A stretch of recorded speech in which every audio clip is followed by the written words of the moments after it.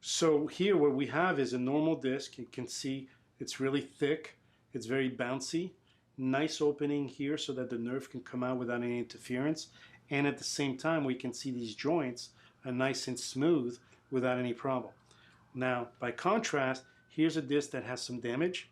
You can see that the height difference is very easy to see. We don't have that same bounce. And at the same time, where the nerve normally comes out of, that space is less and less and less. So that when you do any kind of activity, running or bending or any kind of activities at all, because there's less space, sometimes that nerve will just get pinched and you'll get a sudden jolt. Okay.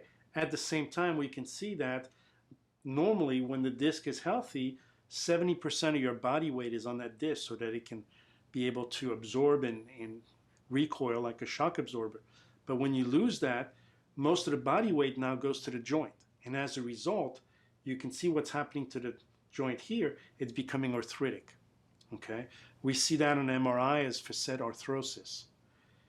And at the same time, we can see a healthy joint here and an unhealthy joint here. But if we can see down the center, you can see that depending on the movement, there's not much going on. But here, we can actually see that the disc is popping out into the canal. And that's why some movements will create pain and others do not. So for example, if I were to bend to the left, nothing's happening to the disc.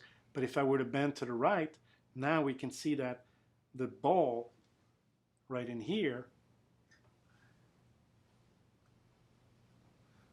let me see if I can find a better way of showing it. Right through there, you can see that bulging out. Okay?